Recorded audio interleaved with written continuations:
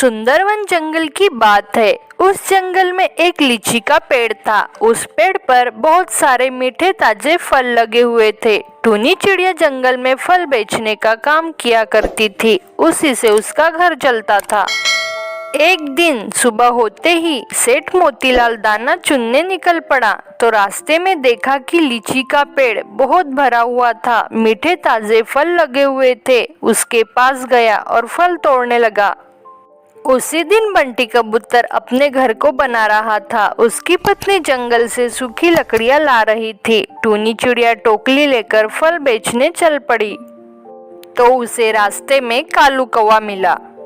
और टोनी चिड़िया, ये सारे फल मुझे दे दे और बाद में पैसा ले लेना। नहीं, तुम हमेशा ऐसे ही बोलते हो। पहले पैसे दो फिर फल लो। नहीं, पहले फल दे वरना मैं छीन लूंगा। कालू कौवा टूनी चिड़िया के सारे फल ले जाता है और टूनी चिड़िया वहीं पे रोने लगती है।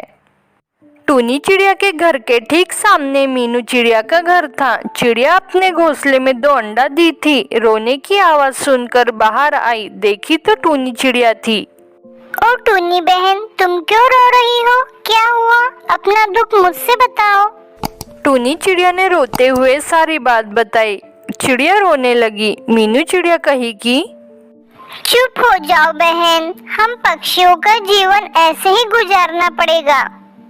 बंटी कबूतर और उसकी पत्नी बबली दोनों मिलकर एक सुंदर सा घर बनाए। शाम हो जाने पर दोनों अपने घर में सो गए। अगले दिन जब सुबह हुई तो बंटी कबूतर की पत्नी कही कि सुनिए जी, मैं जा रही हूँ जंगलों में दाना चुनने के लिए। तब वो वहाँ से चली जाती है। घमंडी पेड़ के ऊपर बहुत सारे लीची लगी हुई थी। बबली कबूतरी जाते हुए उन लीचियों को देखी तो कही कि वाओ, इतना ज्यादा फल, मैं इनको खाकर अपनी भूख मिटाऊंगी। पेड़ के पास गई और लीची खाने लगी। इधर टूनी चिड़िया और मीनू चिड़िया दोनों ने मिलकर एक अच्छा सा फलों की दुकान खोली। बंटी कबूतर घर बैठे बैठे परेशान हो रहा था और कहता है कि इतना वक्त हुआ, बबली अभी तक नहीं आई। पता नहीं कहाँ रह गई, मुझे जाकर देखना होगा। तभी बंटी कबूतर बबली कबूतरी को ढूंढने के लिए निकल पड़ा। इधर टूनी चिड़िया और मीनू चिड़िया फल बेच रही थी। फल ले लो फल, मीठे ताजे आम ले लो, अनार ले लो। कालू कौवा अपने घर में बैठा हुआ था। तभी उसे बहुत जोर से प्यास लगी थी।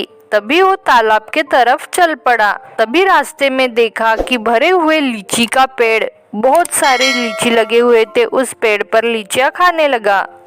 अरे वाह वाह, कितनी अच्छी लीचियां हैं, मजा आ गया।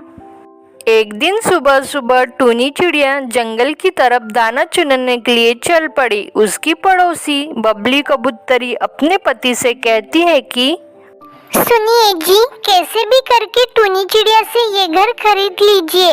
उसका घर अपने घर से बहुत अच्छा है। ये दोनों बहुत लालची थे। सेठ मोतीलाल पास में ही रहा करता था। उसके पास बहुत ज्यादा जमीन जायदाद थी। शाम को टूनी जब अपने घर आई तो बंटी कबूतर उसके पास गया और कहने लगा, सुनो टूनी चिड़िया, मुझे तुम्हारा घर चाहिए, बेचोगी क्या? नहीं नहीं बंटी भैया, वैसे भी मेरा व्यापार अच्छा नहीं चल रहा है। घर बेच दूंगी तो मैं कहाँ रहूंगी। तुम ऐसा करो, घर बेच दो और व्यापार बढ़ा लो और फिर से नया घर बना लेना।